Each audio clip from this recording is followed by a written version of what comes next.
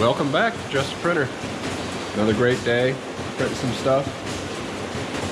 Got some carbonless forms printing here. Just some 2 parts. They're running out. Got a couple small jobs to do here and there. I want to apologize, I let a couple of you guys hanging that wanted to see how I cut the books down. So I'm going to quick show you how I did that. That book's already done and out of here. So another question I had was, what box sizes do I have? And I keep 4 in stock here. So the measurement on the smallest is 11 1/4 by 8 3/4 by 4 3/4, and an 8 1/2 by 11 would fit in there, and that's half size. This is the same size left and right, but not across the top. This is the 11 1/4 by 8 3/4 by 9 1/2. So those are twice as tall. And this is a 9 by 12 by 10 box. And this is a 12 1/4, 9 1/4 by 12 box. And the reason I keep these sizes are, 8 1/2 by 11 book would fit in here, or other small jobs. If it's a larger job, we put it in this big box. If I need to double box it, I put it in this big box, and that fits exactly inside the 6 by 9 box. If I have 6 by 9 books, they go in these boxes, and if I have to double box them and ship them to somebody, that fits exactly in the next size box. So that's why I keep these specific sizes. Almost forgot about business card boxes. I have a small one and then one that's a little bit bigger. There's a top and a bottom. Put the cards in it, and you put that one over top. I think it holds like 1,000 if you're doing like 100-pound or 120-pound cover.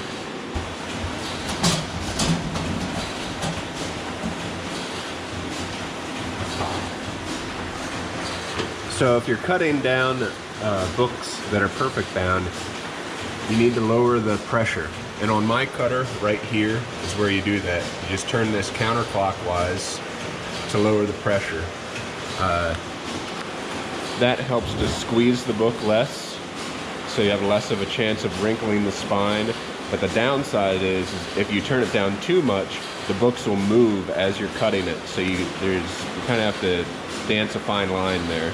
So here's a book that needs to be trimmed. This was a waste book, so I'm gonna pull this one out of the trash to show you what I do.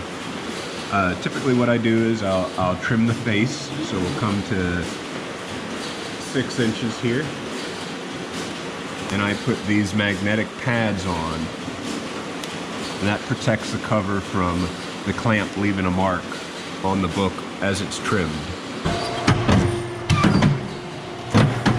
So next thing I have to do is cut the top and bottom, and you always need to keep the spine of the book on this side because your blade is coming down and to the left.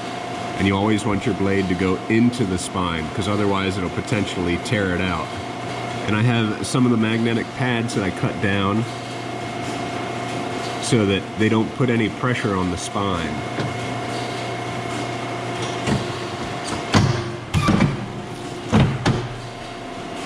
Then when you do the bottom side, you gotta turn it upside down and do the same.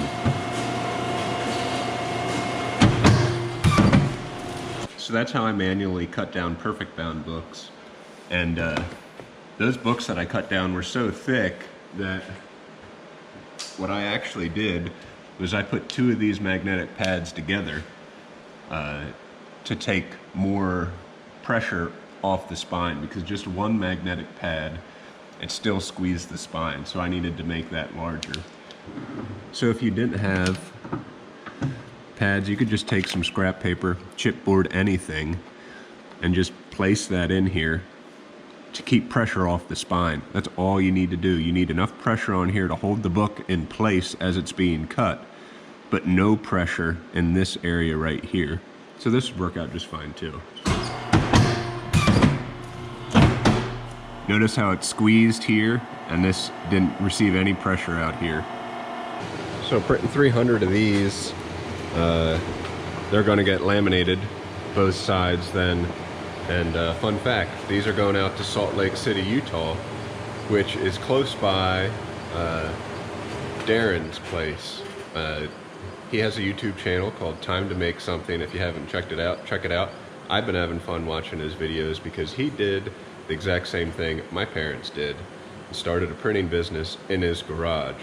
So thanks for the videos, Darren. It's been fun watching them. And by the way, I'll put a link to Darren's channel in the description.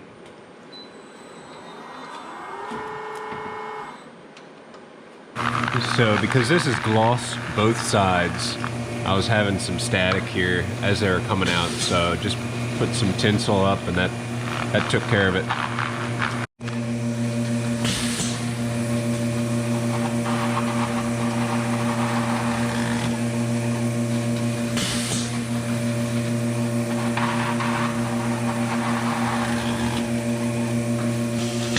Man, I normally run this thing around 2, and I'm up at 4. This thing can move right along.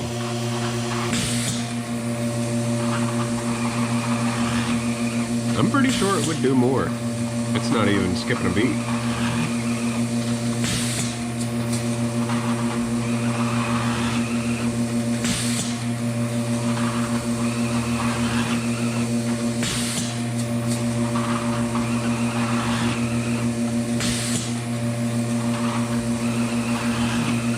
I don't know why I find this so exciting.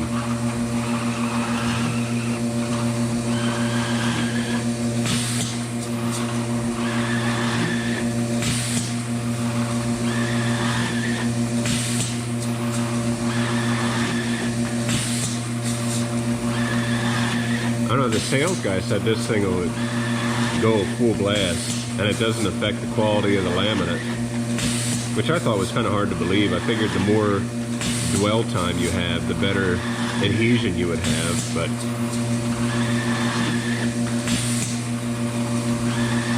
well, that thing's singing.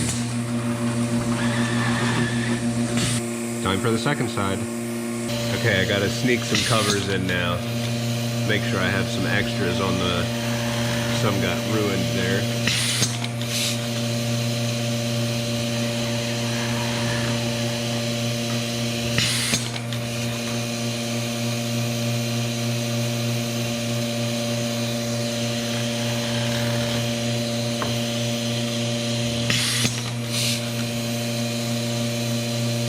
I think it worked.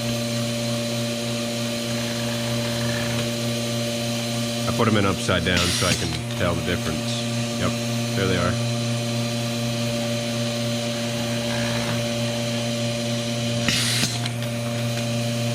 So let me show you what happened to those.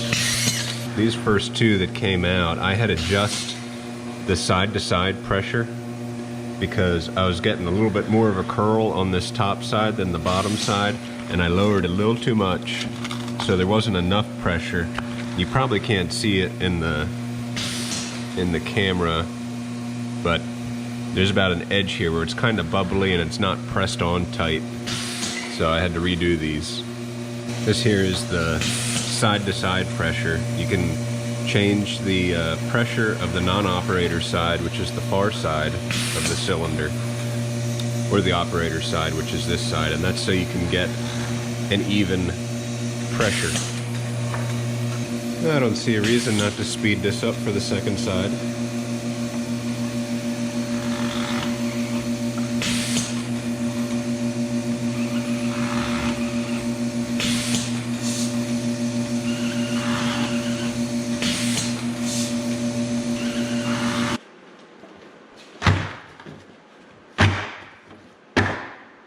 Well, that was fun.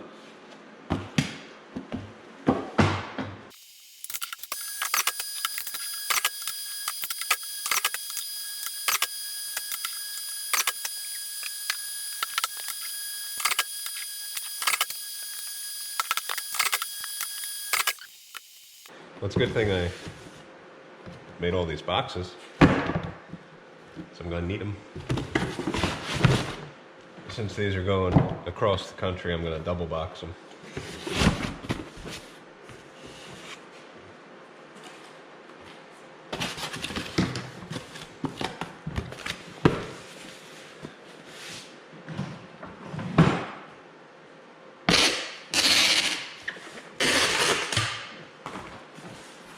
So even this is a smaller box.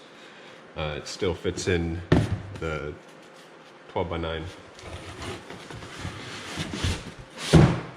What I do is I just go in there and cut right on top of the box and fold it down.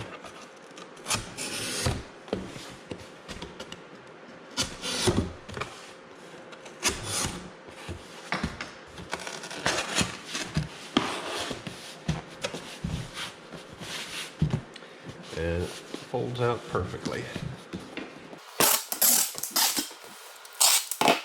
And I never once had a complaint of damaged goods getting to a customer.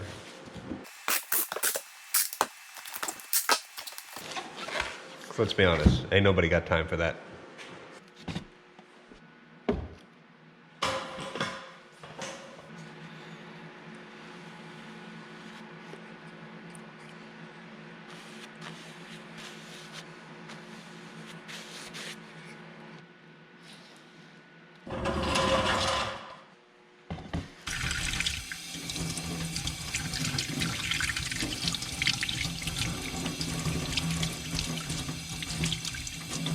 Well, I think that's about it for today.